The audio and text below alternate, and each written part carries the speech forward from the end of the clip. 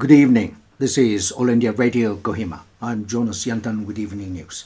The headlines. Prime Minister Modi says ASEAN has been core target of India's Act East policy. NSF appeals Nagaland government to practice total transparency in recruiting chairmen and members of Nagaland Staff Selection Board.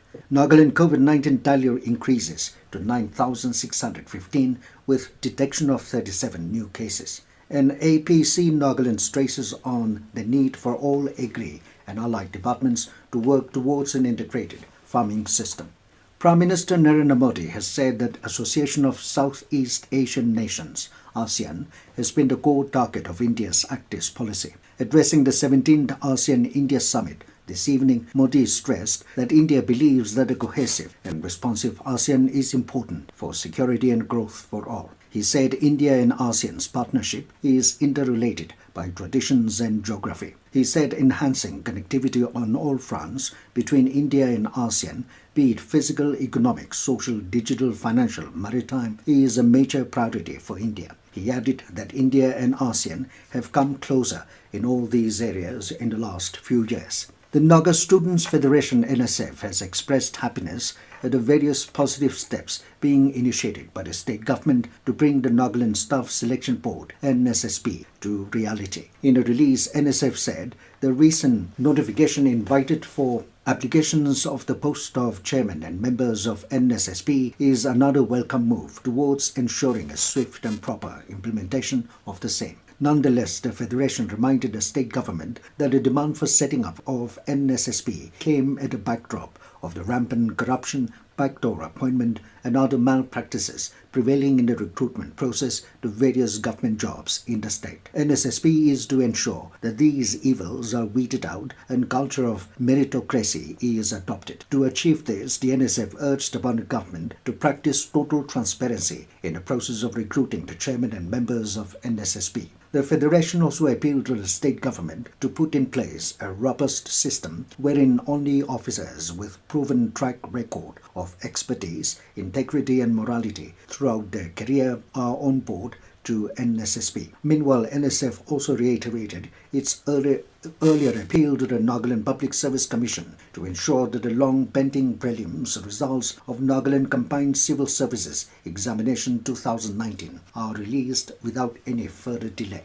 Nagaland today reported 37 new positive cases of COVID-19, increasing the total confirmed cases to 9,615. Health and Family Welfare Minister S. Pangyapom in a tweet said 26 cases were detected in Kohima, 9 in Dimapur and 1 each in Mon and Tuensang districts. He also informed that 88 patients recovered during the day, which includes 46 from Dimapur, Kohima 38, Mon 3 and Pek 1. Presently, the state has 786 active cases, while 8,683 have recovered, 53 deaths and 93 migrated to other states. The Department of Soil and Water Conservation held an interactive session with Agriculture Production Commissioner Y. Kiketo Sema in Kohima yesterday. During the session, Sema shared a vision to lead the people from the urban pockets back to their roots, where every individual could be self-sufficient and ultimately food security would be achieved. In this regard, he stressed that all Agri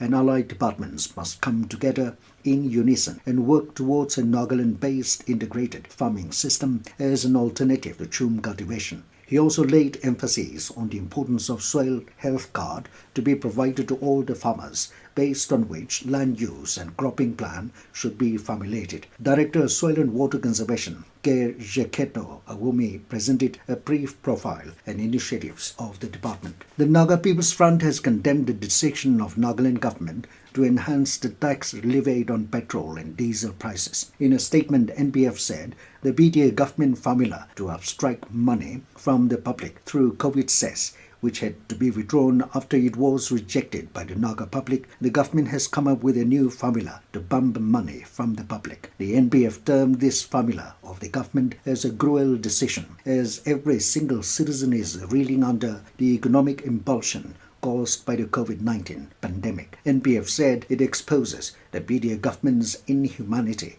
and utter disregard for public welfare. This news comes to you from All India Radio, Kohima. Public Service Broadcasting Day was observed today. The day is celebrated every year to commemorate the only visit of Mahatma Gandhi to the studios of All India Radio Delhi in 1947. The founder of the nation addressed the displaced people who had temporarily settled at Kurukshetra in Haryana after partition. A special program is organized in the premises of All India Radio New Delhi every year to mark the occasion.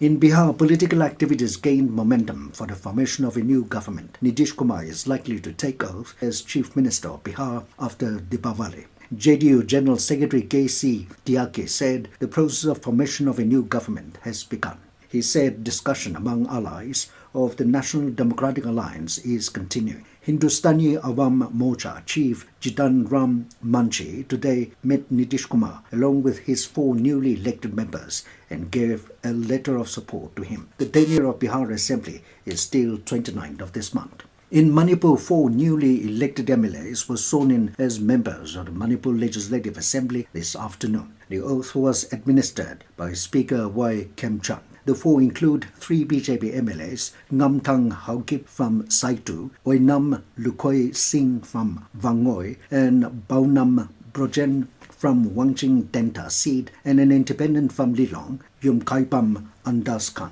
The Department of Land Resources today held culmination program for PMK SYWTC Batch 3 project at Ngampong and Hakchang under Dwensan district, where the Watershed Development Fund, WDF, was handed over to the project villages. Delivering the keynote address, DPO Pututo Natso expressed gratitude to the project villages for extended cooperation during the project period. He asked the villagers to judiciously utilize the fund. Giving the details of the guidelines, the DPO also said Watershed Management Board, which is formed as per the guidelines of the BMKSY, should supervise and assess graded by the department during its project period. He also talked on the importance of permaculture and its benefits. Exhorting the gathering, APO Lipichem also asked the villagers not to work for subsidy but to create asset which will create its own income. In view of the Kohima Smart City Development Limited Street for People Challenge program scheduled for 14 November, the stretch from Razu Point to local ground, North Gate, has been reserved as pedestrian-friendly space. Informing this in a release,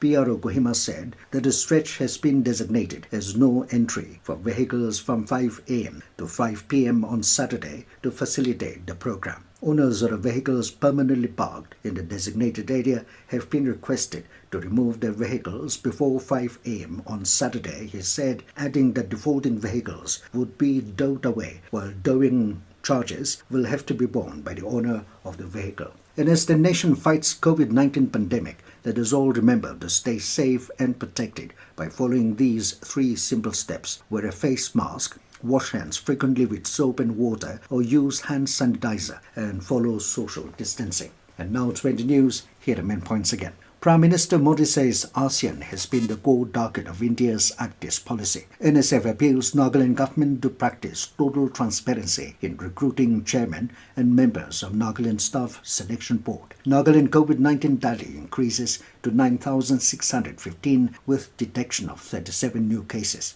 And APC Nagaland stresses on the need for all Agri and allied departments to work towards an integrated farming system.